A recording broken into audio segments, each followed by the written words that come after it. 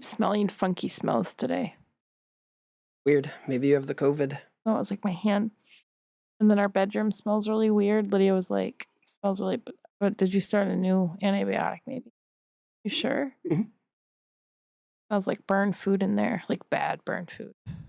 I've done, I started like a week. It's just kind of bad, man. Maybe. That's the fun part of having a disease is you get like one with especially like, speaking of which, fun part of having disease is the fun smells and gooey things on the walls with the nebulized meds. Speaking of which, did you know acetylcysteine, the primary nebulizer medication that I'm on, is also, this is unproven, but they're pulling it. That I think it's the FDA or something like that is pulling it because it's one of the key, has been one of the key things in fighting COVID. They're like you're not gonna be able to get it anymore. I will because I have a prescription, but it's not necessarily a prescription drug. Prescription medication. Yeah. And so I'm wondering if that's one of the reasons why a lot of the CF COVID and really sick with it is because acetylcysteine helps because it's a mucolytic, right? Helps fight bacterial infection. I thought you were gonna say something like they found it to cause something terrible, and I'm thinking, oh my gosh, I've been inhaling as much of that stuff as you have been for the last 17 years. No, but it's like so I take acetylcysteine, but it's N-acetylcysteine, so it might be a nuanced version of it, but either way, I'm on a derivative of it, which apparently has shown to been one of the key fighters and successful fighters in bacterial infection, which obviously, but then specifically COVID. Interesting. Yeah. There's been, I think it's the FDA that's been messing around with it. Yeah. Fun fact. Welcome to Shoot the Breeze, a series on our podcast that celebrates the messiness of life, relationships, and Christianity, featuring my wife Lacey and myself, Nathan. It's creatively titled because it will be just us shooting the breeze, sometimes with guests, while occasionally saying something important. We hope you enjoy. Or play Oregon Trail. Yes.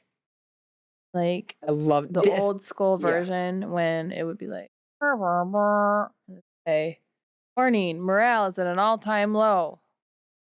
Yes. Is morale at an all-time low?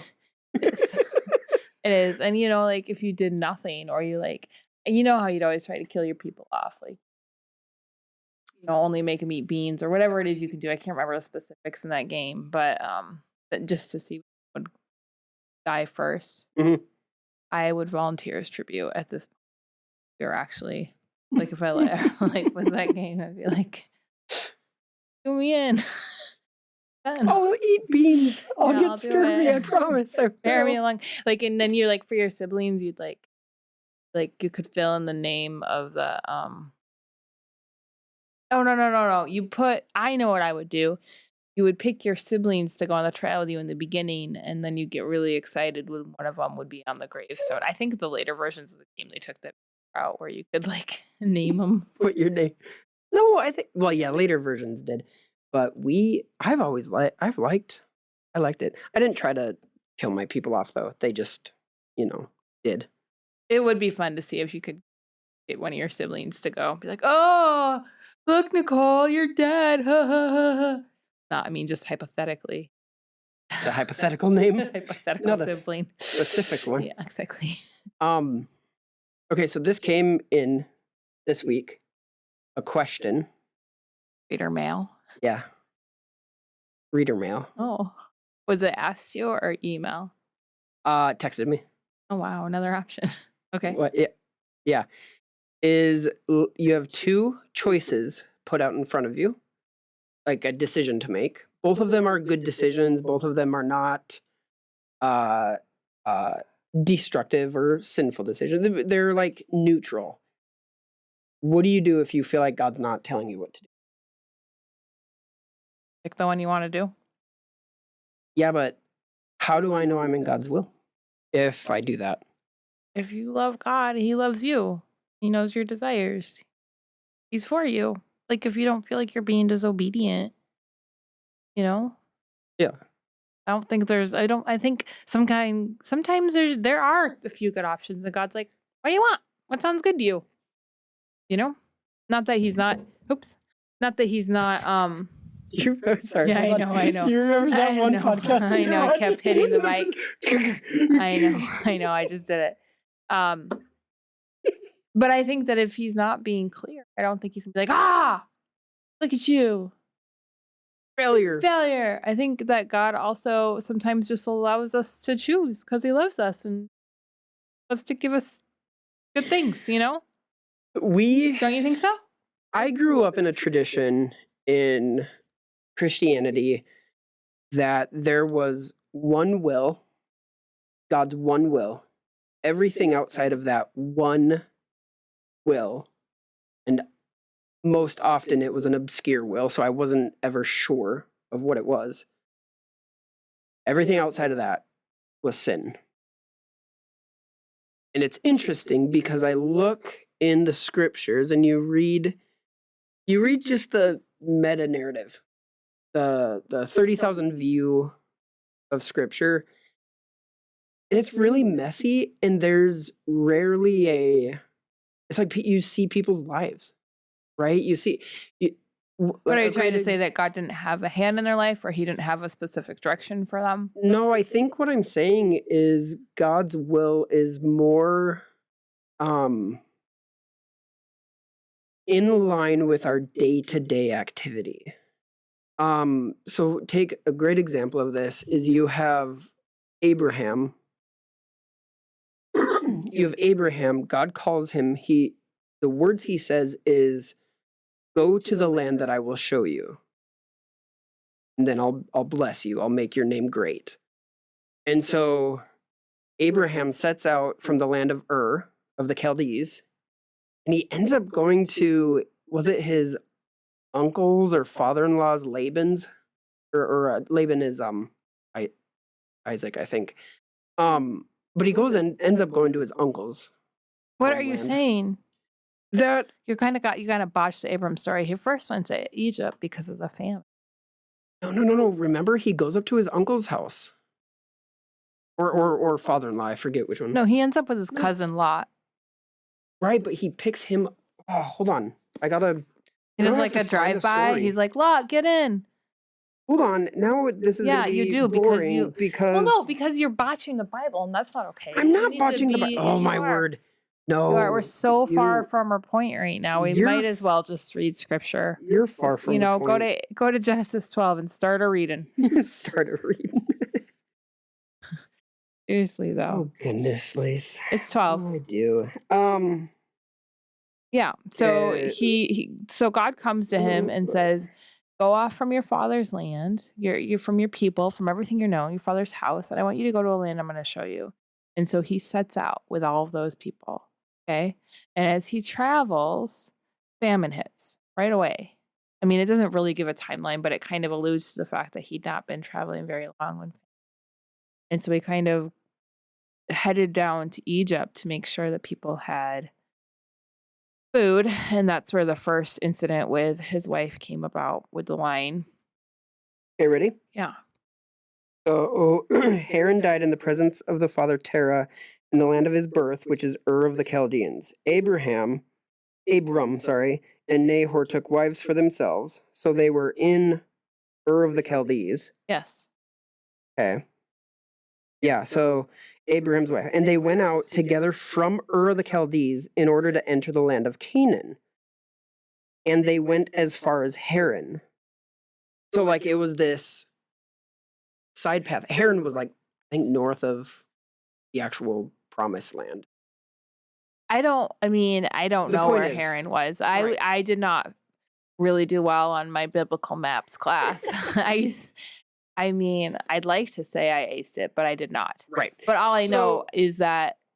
Anyways, point is, here's what I'm trying to make, is that there's this journey, and God says, set out to the land I'll show you. Yes. And it was never specified until he reaches the promised land, where that land was.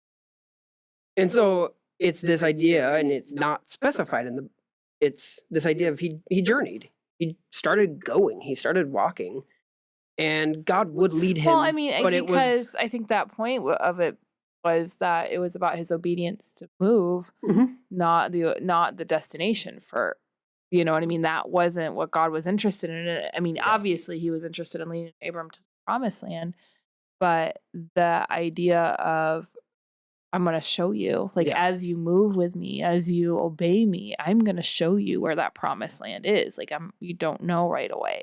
Right. And I think that's I kind of got lost in the weeds there. Okay, so let me go back to Genesis 1 then. So God puts Adam and Eve in a garden. His desire for them is to work the land, be in the garden. Mhm. All around them are trees that they can eat from. All around them. All good options. And one bad option. Right. Why don't But you use this example first? This is way because I wanted to make it than- like messier. Good job. Did I succeed? No, I think that's the thing though, is long way around in the weeds, whatever, of getting back into that outside of, specific sin, or unless God reveals a specific direction for you. I think God's will is more in line with it's kind of like what's happening in our Where's day. your heart? Yeah. Yeah, like what's in your heart, and what's going on in your day, like day to day. And you see this happening in Jesus' life, where he would be going somewhere, and in the middle of going, someone would interrupt him.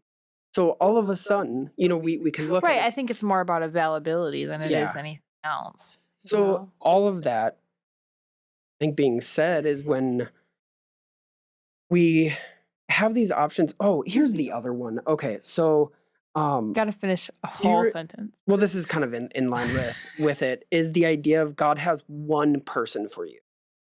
And I remember when I graduated high school, I originally applied to Moody Bible Institute. Now I didn't get accepted because I had not done apparently what was required to have done to enter that school. But the point is, we often think, going to the right college, going to the right place, living in the right, did I miss the one? Did I miss the one person for me? When in reality, the idea is, if you're in relationship with God, wherever, whatever that is, whatever that might be, um, a great analogy I've heard is, look at who's on your left, who's beside you as you're following God. The point is, there's not just one path, there's not just one person to be your spouse, that it's in line with, no, I'm following God. I'm following what he's asking of me, where he's directing So, are me. you trying to tell me you're not my soulmate right now? Is that what you're? No, I'm not. Is that what you're trying to say? That you Listen, could be with, like, someone else. I don't know, like Liesel in Chicago right now, Liesel. I was just trying to think of a name of somebody. I know no one named Liesel, so Is that even a name? Well, I'm sure there's a name. Oddly enough, I'm sure there's probably someone in Chicago named Liesel. If you know a Liesel, but do you know are you trying to say that God's not sovereign? I think Because that's a big can of worms. That's a massive one. You've tripped into the weeds, and now you've you've stumbled into the weeds and tripped over a can of worms. Now at this point, I have jumped full bore into the can of worms. I believe that we don't. I'm trying to think of how to phrase this. I do not think God's will is, first of all, linear. Second of all, mono. I think the best way it's been described to me is you think of God as a master chess player. Most masters can move around 6 to 8 moves deep into a game, like in terms of their thinking 6 to 8 moves ahead. One of the things that we look at as God's omniscience, all-knowing, is he's all-knowing as in his chess moves, he's moving infinitely each move.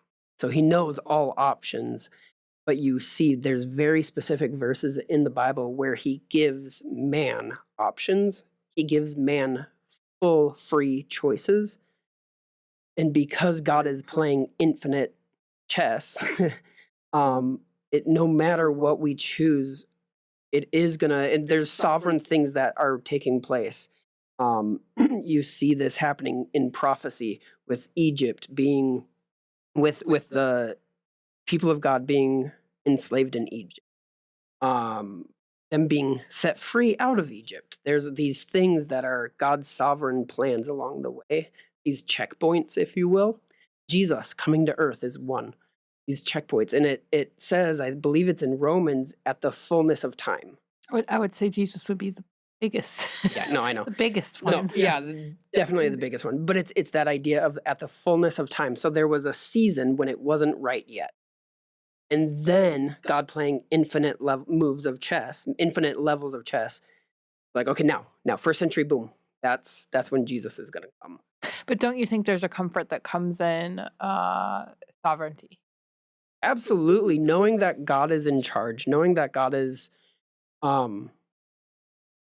ultimately in charge, but also recognizing that because God has given us free will, we are fully able and capable of choosing, because that's how he created us. He created us in his image and likeness with the ability to choose, with the ability to make choices, make decisions. This is why in Deuteronomy it says choose life. This is why in Ezekiel 18 it says the person who chooses life, the person who chooses righteousness will live. The person who chooses, makes a full decision against trusting God, dies. And so we see these verses plainly spelled out that we have free will.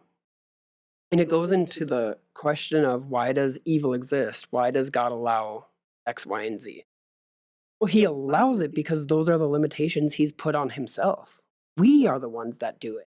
We are the ones that make poor choices, that make bad choices, evil choices, sinful choices, whatever, unhealthy choices.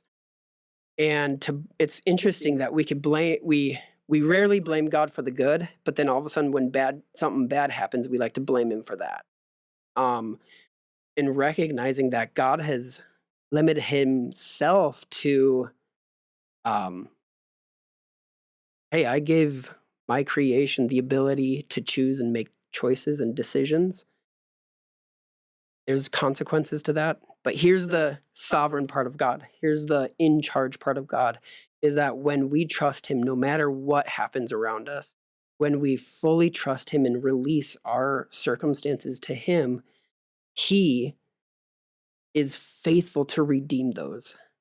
One of the things it says in Romans, I think it's chapter 6 or 8, where he talks about for those who love him or trust him, he can work all things out for our good. And I think that's where the sovereignty comes in, knowing that even if someone does wrong against me, God is capable and able to redeem it. And oftentimes what I hear, especially in Christianity, a misuse of God's sovereignty is God planned that evil thing to happen to show his goodness, which I think is a horrible, horrible view of God's sovereignty. Right. Which I want to kind of circle back to the soulmate thing and let you know that I 100% agree with you and always have. I know. I was not too worried. I know. I've never believed in soulmates.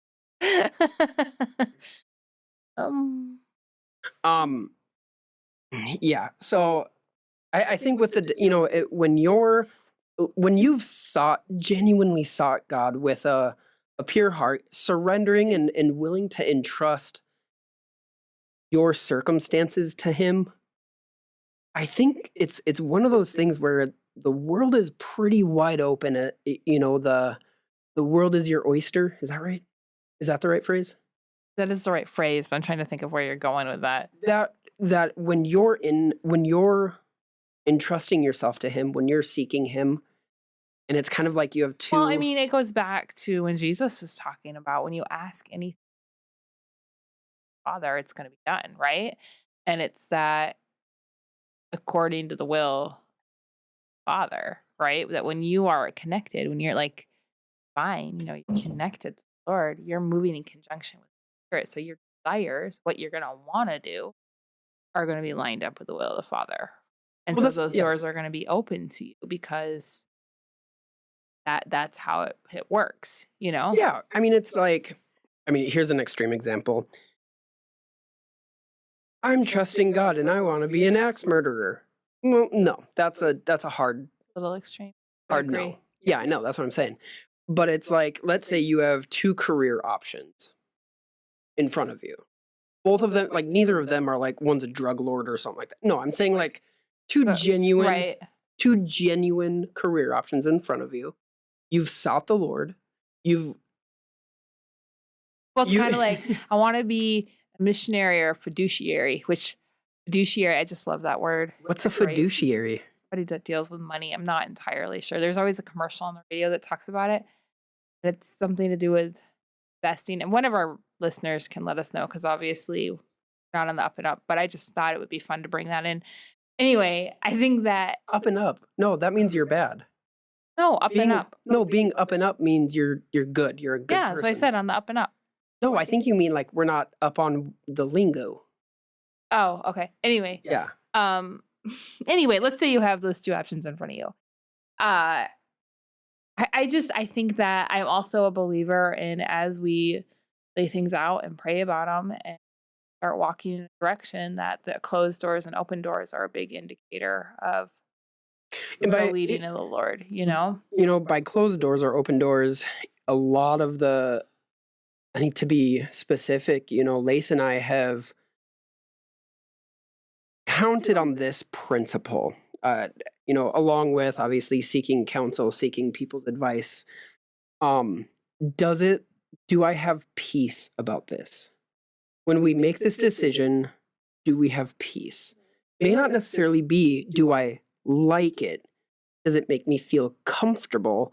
Does it make me feel happy? It's, in spite of maybe some difficulties that we know are coming up, I do have peace about this. And I'm not unaware of issues that might come out of whatever decision we're making. You know what I'm saying? Like, it's that idea of peace because Jesus is the Prince of Peace. And when we submit to his lordship, there will be a peace that happens, right, even if the choices we make within trusting him, other people could look at it as foolish, as a great example of this. And we've talked about this before, dealing with obedience on a previous podcast, but just the idea of our education. We've always followed peace. We've set out even to get, formally educated with degrees, but it's one of those things where we've always felt like we've hit a brick wall of absolute, like... Which is so funny, you always bring up that one incident where there's more incidences. I know, it's the one that always comes to my mind. Right. I think it's because it's the one that I know you and I struggle with, especially with what we do. Thank you so much for listening to our podcast. This is one of the many resources we make available for free at our website, cultivaterelationships.com. Our resources have helped people grow in their relationship with God and others. We've seen people set free from uncontrollable anger and paralyzing fear. We've witnessed estranged family members be reunited after working through our Freedom Booklet. We've helped people build healthy relationship and coping habits through our coaching videos. And all of these resources are made available for free because of the generous support of people like you. If you would like to become a partner, please visit cultivaterelationships.com/support. Now, I hope you enjoy the rest of this episode. I think, kind of backing up a little bit though, just that concept of just because it sounds more Christian or uh more holy, whatever it is you Mhm. want to do, that doesn't mean it's always the way that God's leading you, Right. and I think that there's, or even that, misnomer that I can't say that I won't do something, God will make me do it. You know what I mean? I think all those things just have What if I fully submit to God and he makes me be a missionary in Timbuktu or right, like whatever? there's just this attitude that Lord is going to make you do something, or that if Yeah. I'm fully surrendered to the Lord, it's going to be terrible. Like, and honestly, the Lord knows you. He loves you. He made you the way you are, to love the things, be good at the Yeah. things you're good at, and He wants that for you too. It doesn't mean it'll always be comfortable. It doesn't mean it'll Oh, always no. look the way you want it to look, but that when we're connected with Him, when we are like that analogy of the vine, when we're attached to Him, there's Mhm. gonna be joy in that, no matter what it is we're doing, Yeah. and that, I think that's a shift, like a mindset shift that has to happen for us to walk confidently Yeah. in obedience. Yeah. Because when we're filled with dread about obedience, that's not gonna be very motivating. Well, and ultimately, you see in First John where that's what he says in his letter in First John is, if you have fear, it's because you're not believing God is love. You're afraid of Right. judgment. Like, if I make the wrong decision, if I do this, if I raise my kids this way, if they don't go to public school, if they go to homeschool, if they go whatever it is, like, Or if they're not homeschooled and they go to no, I know public school, yeah. that's what I mean is, if we have dread, if we have anxiety in our life, it's because if we don't have peace in our life, it's because we are not submitting to God. If we're not entrusting to God, number one, his character being good. Like, he has good for us. He's a good dad. He has good for us. We're making our brains are processing more decisions than what they were designed to make. That's why we get Well, anxious. and honestly, if you're living that way, your relationship with the Lord all of a sudden becomes very works-based, right? Am I making the best decision? Am I doing the right thing? Am I holding the line? Do I have it all together so that the Lord's gonna line it Mhm. up for me?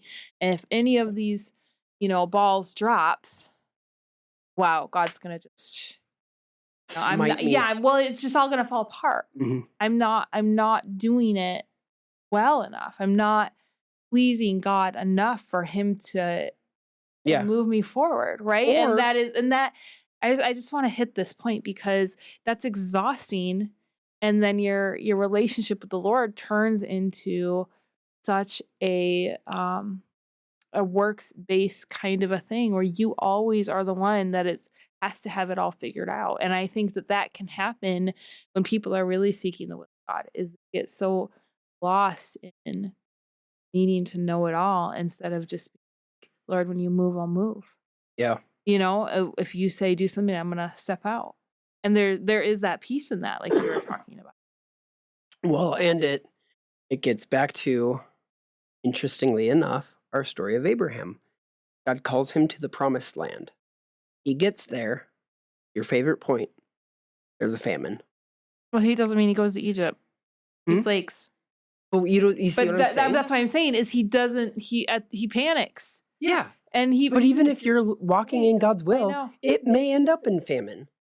Yeah, I Do mean you? and that's the thing is like he felt like because it went famine that he had to do something all of a sudden, like Right. he had to get involved. And I just think Abram is so relatable. I mean, all of the story is so relatable, from the way that he like tries to take care of it himself to the way that he messes up his marriage, to the fact that he is sick of waiting on God and just kind of like lets things happen. It's just so funny. He just lets his wife take over the and he's like, "Sure, why not?" And not that there's anything bad with your wife taking over things in your life, but just that casual like, "Well, I guess God's not going to do what he said he's going to do.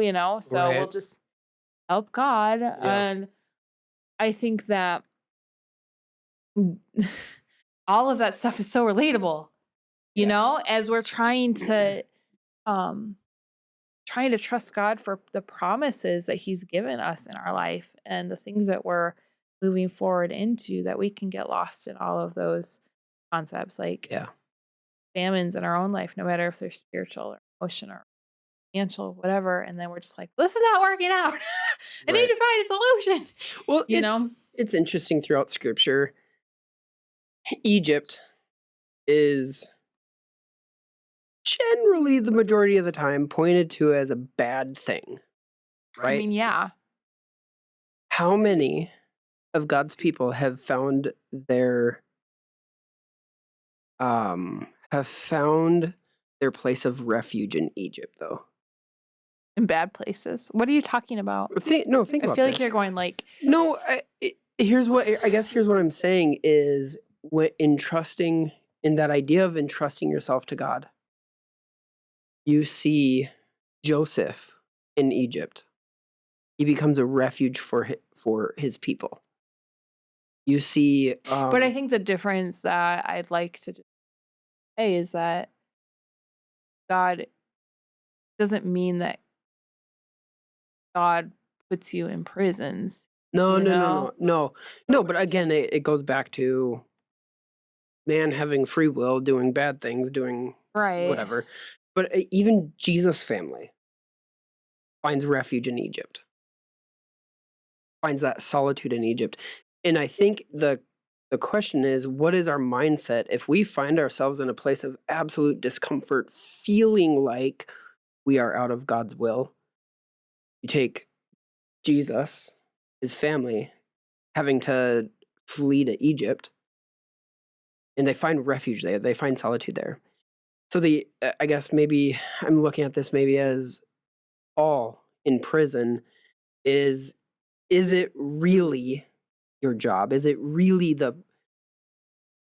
your soulmate or not soulmate? It's am I is God more concerned about like his relationship with me, my relationship with him, or is he more concerned about fine tuning all of the details of our life? And you see how many times in the prophets, I don't care about sacrifice. I care about your heart.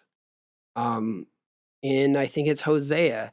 He But what do you mean says, by fine tune the details of our life? Because like a to me, that kind of sounds like, oh, God's not interested in no. I think whether or not you're yeah, no, no, no, no. sad or No, no, no, no. happy or I think more the idea is again it goes back to the idea of it's like we have friends who um have been in abusive relationships, they've been divorced, then they find this incredible person in their life. And it's almost and the thing that they and it's the same thing with adoption. The thing that they say is, "Oh, God did all of that to bring me this one person." No. No, or same thing with adoption. Well, God did that to bring them to the true family that they have. right, No, those are all God's redemptions. It's how he is moving in intimate relationship with us. right, That's what I mean is no matter what circumstance you find yourself in, God is always more concerned about relationship. right. And I And I think think that's that's what I'm trying right, to and that's communicate. where you can really rest and have peace, knowing that So if if you you're find connected to the Lord, if you right, have a few options in front of you, that you're safe. I mean, you're safe. and that's what I mean is if you find yourself in an Egypt, if Yeah. you find Well, yourself not in even in Egypt. I mean, I've had circumstances in my life where there's been a few things laid out before me, and Mhm. one of the things I have had the Lord say to me is, "What do you want? What what Oh yeah. what sounds good to you?" And I just think What can you because I mean tell that's that story? um the idea of the friendship, you know? Like, Tell that story though. I think it's a great one. it was just one of my very first mission trips, and I think short-term mission trips get the bad rap Yeah. nowadays, and I know there's been a lot of them and a lot of circumstances where they've been done poorly or carried out poorly, but honestly, I'm a big fan of short-term mission trips.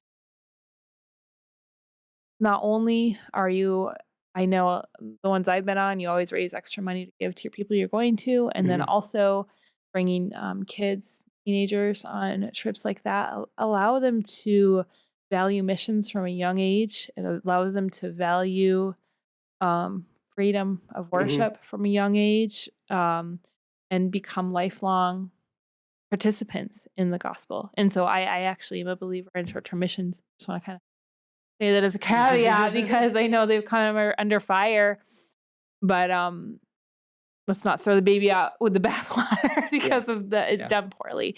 But anyway, when I was, taking one of my first short-term mission trips, there was a few options for me, and I was, advised to really pray about it, and it was a really big deal with where I was at of which one I was gonna decide to go on, and I was just really seeking the Lord, like, "God, what do you want?"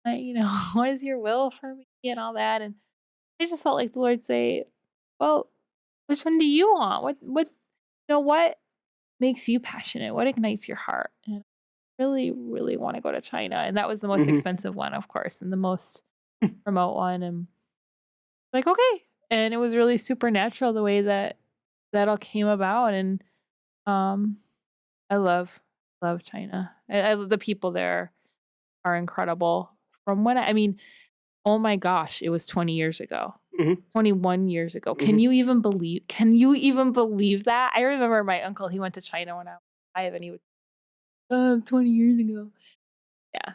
Yeah, I'm that's there. exactly what you're doing. I know.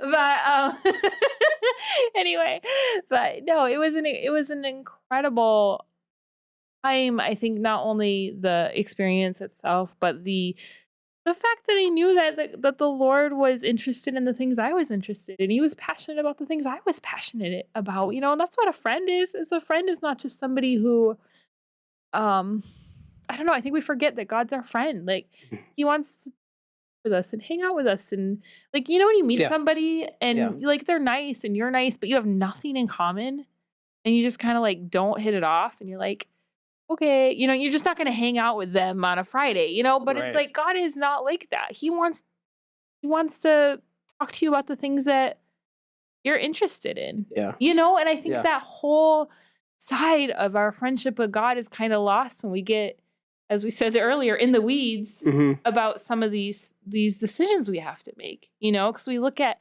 the Lord as being more authoritarian than he is like friend. Yeah. Do you know what I'm saying with that? Yeah.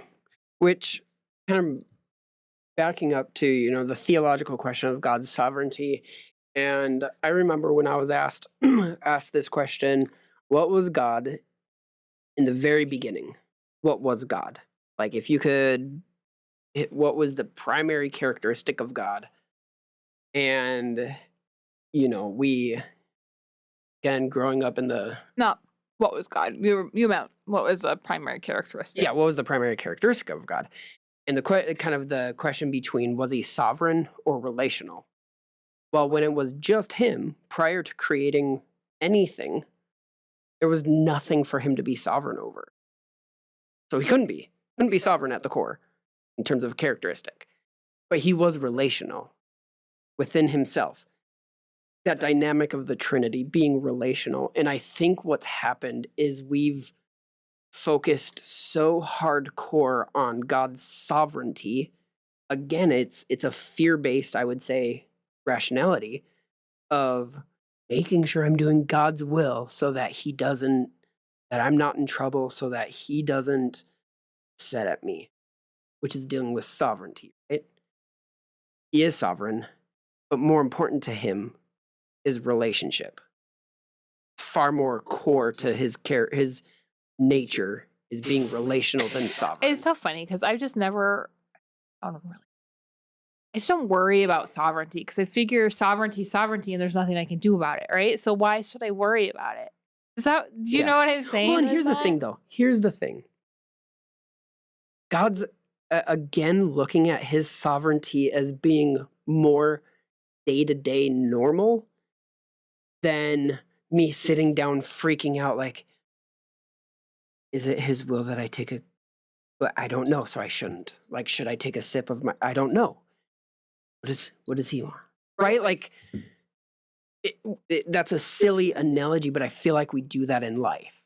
But don't you think that Rather than I'm gonna take a drink of water. I always think that there's like, there's these way over on one side.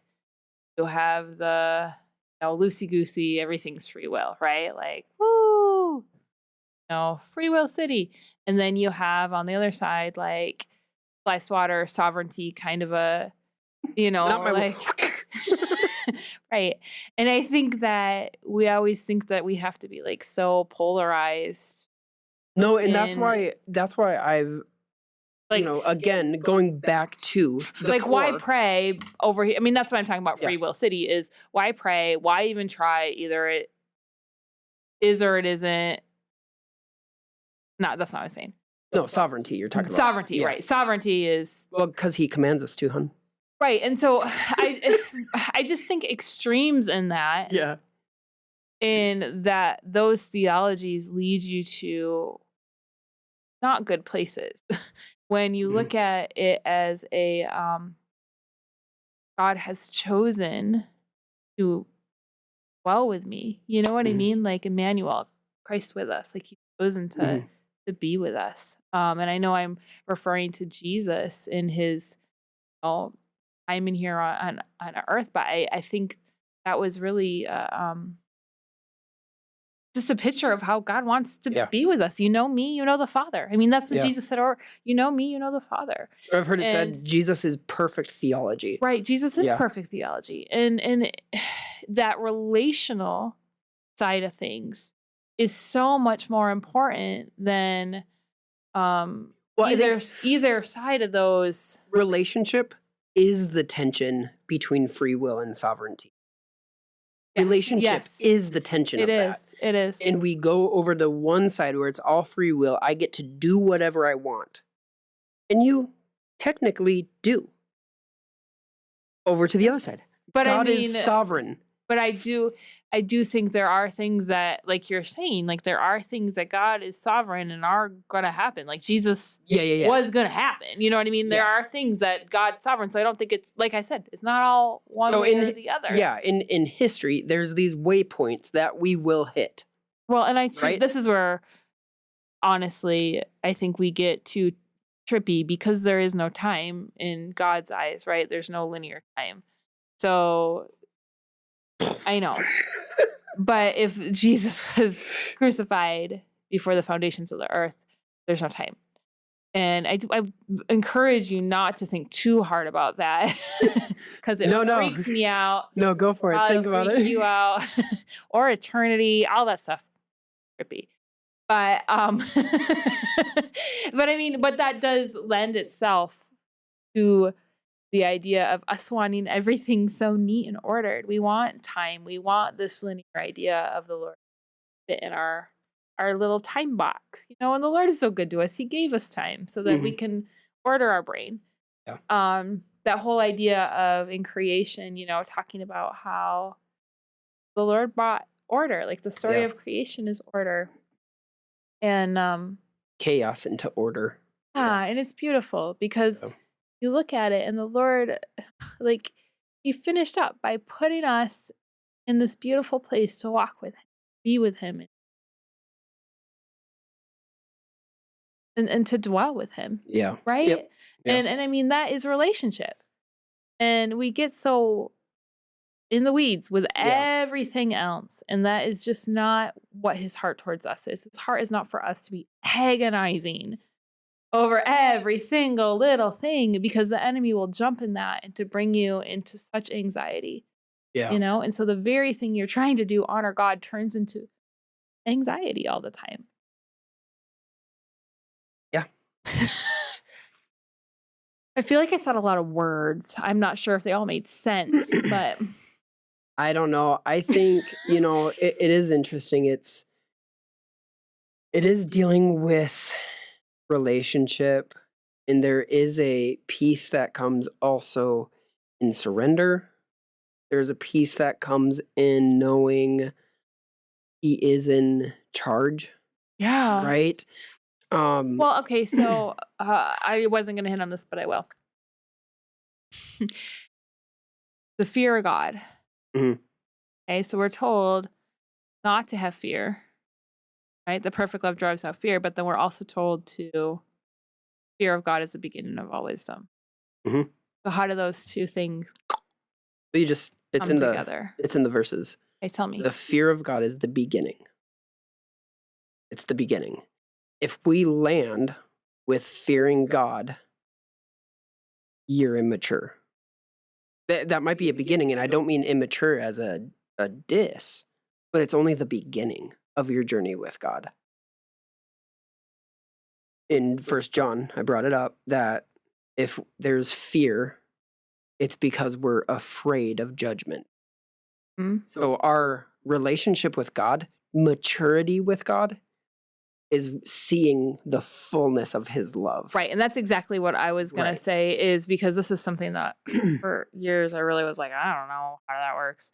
But I feel like what finally I realized was that exactly what you're saying, that this concept of fearing God is more of us being able to understand his immensity, power, greatness, Mhm. his omnipresence, his authority over everything, Yep. his victory over Yep. sin and death and the grave. Yep. And then that fear that comes in of standing in front of and being able to worship Yeah. and be loved by God. I mean, Yeah. that is a amazing thing. And so instead of looking at this fear as this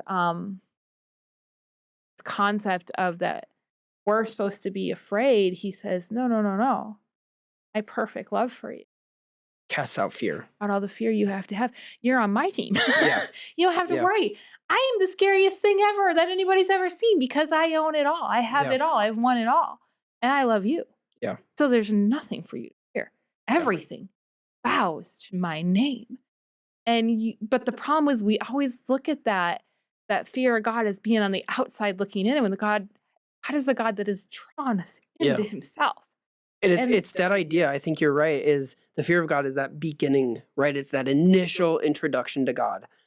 But it comes out of he desires relationship with me, and the closer I'm drawn into him, the more I recognize I am loved. And that love casts out any fear that I have. Because, like I said, he's the scariest thing possible, and I'm on his team. And a great, practical verse that goes with this is boldly come before the throne of grace. Yes. Right? Boldly Right. approach the throne, the sovereign throne of the living God. Boldly.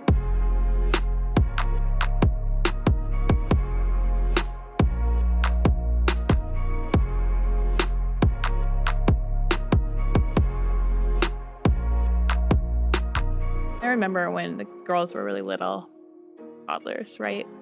And you were preaching, and Ari, bless. Sometimes she'd just take off or running, and I couldn't get to her, and she'd just run up on stage, right? And everybody knows you don't do that, you know what I mean? you don't do that. You don't. But it's like, I just think about that. Like, you're her dad. Like, you weren't like her, you weren't preaching, you weren't a guest, you weren't important in that moment to her. She needed you, and you were her dad. And there was an understanding of her position in your life that gave her that boldness to throw out all the authority that had given you, because you recognize her. Yeah, that's my kid. Right? I mean, you did kind of give me a side eye, but I gave you the side eye, not her. Yeah. But I mean, just that example is like, how often do we see ourselves as having that kind of a intimacy, Yeah. Yeah. right? Here's a fun study for you to have. The entire New Testament. Look at who Jesus, who the writers of the New Testament letters, how they describe immature Christians as opposed to mature Christians. Immature Christians are always coupled with characteristics of judgment, characteristics of unforgiveness, characteristics of being divided over words and theology and making sure that people are doing the right thing.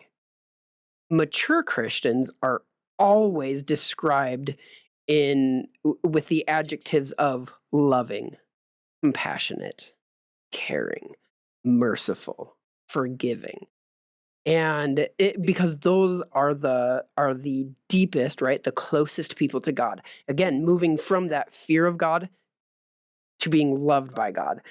And you look at immature Christians are those who are divisive, who are pointing the fingers of making sure you're doing the right thing, making sure you're, looking the right way, saying the right things, having the right doctrine and theology.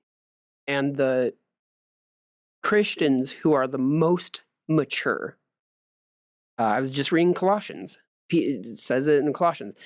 The most mature are those who are clothed with love, unity, harmony. And so, growing up in the denomination I was very judgmental because I thought having the right theology was the best way I could know God. I could know him. And I can tell others I could cognitively communicate what God was like and what he desires. But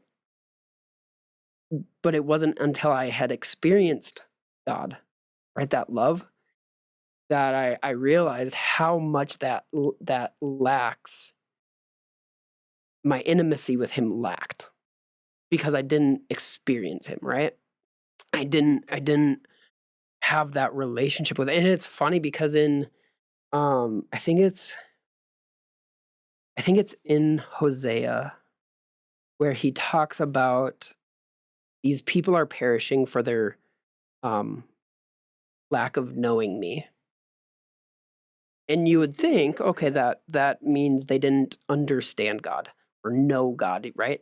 But that it's the same word used in Genesis where Adam knew his wife. It's a very intimate, experiential knowledge, more than just God exists. And I mean, Galatians talks about this, that even the demons believe in God, like they know God, but they don't experience God. They don't have relationship with God. They don't have that intimacy with God. It's not producing a love, right? And so it's I think that's the thing is we have to, at some point in our maturity as a Christian, our maturity in our relationship with God is revealed in the spectrum of fear to love. Right? If there's anything where I'm fearful, doubting, anxious, worried, then my intimacy, my relationship with God is an immature one. If I am confident and I can boldly come to him and trust that and be loved and feel loved and have that intimacy with him, that's maturity. And I think for whatever reason, especially if we spend more time in the church, we flip that around. I don't know why, but I think we do. Anyways, it is interesting. Over the last 4 years, I've been reading through the Minor Prophets, and how often God tells Israel, trust me, come back to me. you're perishing because you're not intimate with me. You're not close to me. You don't know me. You don't know my heart. You don't know. And You're I guess yeah. the question with that is, how do you get close to the Lord? What does that look like to have that relationship, to have that intimacy? You know, because I think that's where people get works-based Well, is I mean, Jesus said, Jesus quoted Isaiah 50 or Isaiah 55, where it says, these people have made themselves blind and deaf to me, talking about their relationship with him. And it was because they were unwilling to deal with stuff in their heart. And so Jesus, told a story about how to deal with stuff in your heart, getting rid of, he uses rocks and weeds and hardness and how to deal with that. But I think that's it, is we don't, I think we minimize how things have affected our hearts. We don't want to. I mean, some of the things that we have to do is forgive people. I don't yeah. know. What do you, I guess, what do I don't you know, think? because I'm thinking too that the big criticism of kind of the mindset or the philosophy that you're promoting, I guess, espousing, is that it's more everything goes, anything and everything goes. That there is no desire for holiness, there is no sanctification, there is no casting off. That it's just love accepts all, and it's tricky. So in my I guess in my description of relationship with God is there are ways God has designed us to live in relationship with him. And so what he is going to do is convince us of his design. He's going to convince us of areas that we're living outside of that perfect unity with that perfect design that he's given us, he's made us with. And it's the John 16 says the Holy Spirit is going to convict. And I think that conviction has gotten a negative connotation. Like, as long as I feel bad, then I'm in God's will. as long as I feel crushed and a worm, then I'm perfectly in relationship with God. And that's it. That's why I've kind of changed my own vocabulary to convince. It's the same word, but he's convincing me of a better way to live. And I think what's happened is in Christianity, we get convicted of the bad things we're doing. It's the same word, it's the same idea, except one is focused on forward movement and one is focused on backwards. And it's like driving a car in the rearview mirror. It's not a good way to live. Give me an example. So for me personally, what often happened growing up is I always felt convicted of my addiction to pornography. So my whole focus, my whole being was oriented to what I was doing wrong. And what I've been convinced of, it's that forward movement in what God is convicting or convincing me of is better ways to live. So my addiction to pornography was focused on isolation. So I'm being convicted of being isolating, and which led to behaviors of, looking at pornography, not being in relationship with you, not being connected to you, not being connected to my friends. So Shutting yourself down emotionally. Right. So that my whole focus was looking in the rearview mirror of what I was doing wrong, looking backwards. And what God's been showing me, and this comes out of Galatians, put aside, put away all these bad untrusting behaviors and walk in step with the Holy Spirit, right? It's a forward motion, it's a forward trajectory.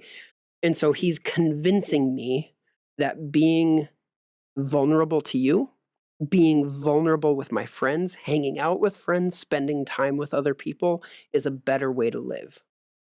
So the difference is, I think what happens in fundamental or conservative Christianity, we focus so much on the convicting side, and we don't spend enough time focusing on the convincing side. Let me convince you of a better way to live. And so that's where dealing with the Holy Spirit of convincing me of a better way to live, it's not it's It's not just saying, I have sin, I want to get rid of it. It's, what does Jesus have for me instead of this sin? Why is life with him so much better than walking in this sin? Why is obeying him so much better? And so that's what I'm saying is, if I'm in relationship with God, he's going to convince me of the design he has. His design is to be open and honest with people, to be moving towards healthy relationships, healthy mindsets, God-given mindsets. And so it's always going to be convincing me of his design being in relationship with him, his design for how he created Nathan Steele to live. Right. So an example for me, and I think yours is so much more easier because it's kind of a social taboo, right? And the issue I struggle with the most. Not anymore, not in our culture. But I mean, no. In the church, right? The church is going to be quick to be like, yeah, that's wrong. Beep. Right. Like, definitely, you're done.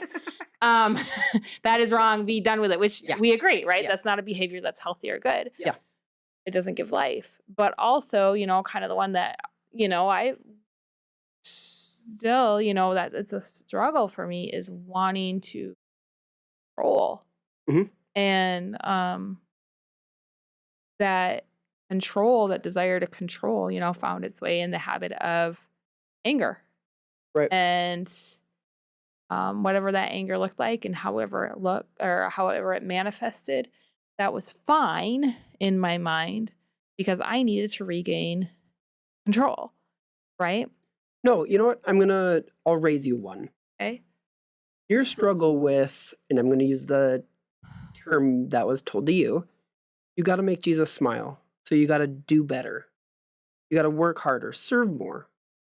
Lace, if you're not serving in the church. Right. So you back that up deeper, and it's the idea of fear that I'm not good enough. Mm-hmm. Right? So that's getting really down into the deep stuff, right? And I think that sometimes almost we kind of we focus so much on the activity that we're not really thinking what's going on. And so if we're not dealing with that root thing, it's just going to come out in other ways. So, for me, coming out in control and anger and that fear, so many different ways, started dealing with my anger, and fear comes out in stress or whatever it is, right? Yeah. And so for me, Lord wants me to be able to live in peace. Yeah. No matter what circumstance I'm in, to live in peace. Not pressure. Not pressure. But I think that is so highly relatable, but it's not talked about as a sin. We all know anger's a sin. Right. We all know, pornography is a sin. Right. Manipulation of people is a sin. But what about that? Just that anxiety that you're not doing enough, or that you're not enough, or that you're just laying in bed at night in fear that your day was terrible, that you wasted a day, and oh my gosh, I only have so much time to get this right before X, Y, and Z. You know what I mean? Yeah. That's so here's sin too. And hold on real quick. Oh, yeah, sorry. But sin, we bundle it up in this idea of sin, and we miss the point that God's not focused on, I'm going to be careful. He's focused on us being free. He wants to free the prisoner. Yes. Right? For freedom. For freedom, he set us free. For freedom, he set us free. He's not like, you're so bad. You're so wrong. I'm so mad at you. It's, want you free. Yeah. I don't want this to eat up your life. I don't want this to eat at your family. I don't want this to slowly destroy you. Right. It's for freedom. I have set you free. You are a son and not a slave. And those are the deep wells of the deep well of freedom he has for us. It's not just surface behavior. Right. It's so much deeper than behavior. Right. Right? And we can get lost on the behavior. Right. Which is why, going back to what a mature Christian looks like, there's someone who is not focused on behavior. There's someone who's focused on heart.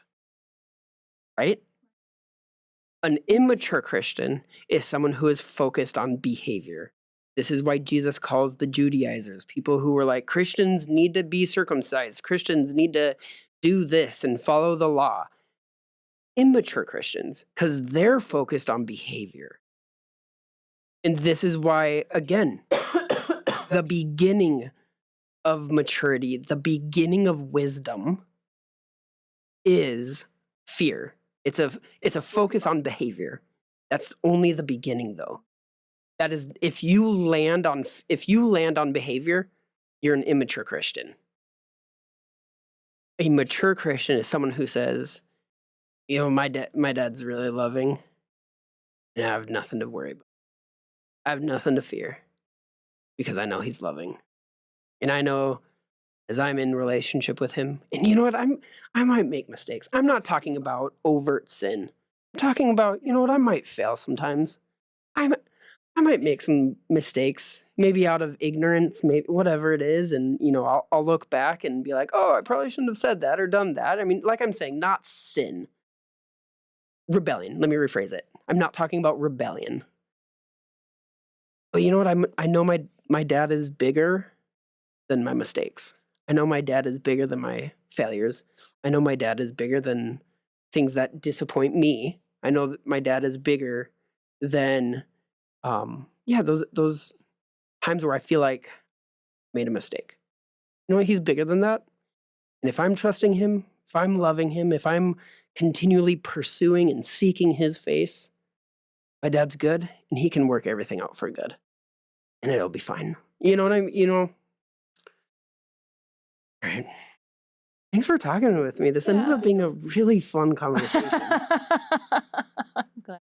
I was gonna say I've done a couple teachings recently on this subject, and I highly recommend checking them out. I'll link them in the description on our post on our website, cultivaterelationships.com. And also, Nathan has started doing a daily word encouragement. Yeah. So if you are not already part of our email list, hop on cultivaterelationships.com and sign up for that. Yeah. Because we've just had a lot of feedback about how good they've wonderful. been. Yeah. And then also, if Crazy. you're someone who's like, I don't want a daily word, you can get a weekly word. There you go. Yeah. So you don't have to do the daily word if you don't want. You can do the weekly word. But we want to encourage you to, if you're not connected to us, email is the number one way that we stay connected with people. So go ahead and give us your email address. We promise we won't sell it to anybody. We just keep it to ourselves, use it for our own nefarious gain. No, just kidding. Nefarious. Just kidding. Yeah. Hey, Dave, this was fun. Thank you. Yeah. Appreciate it. All right. Goodbye.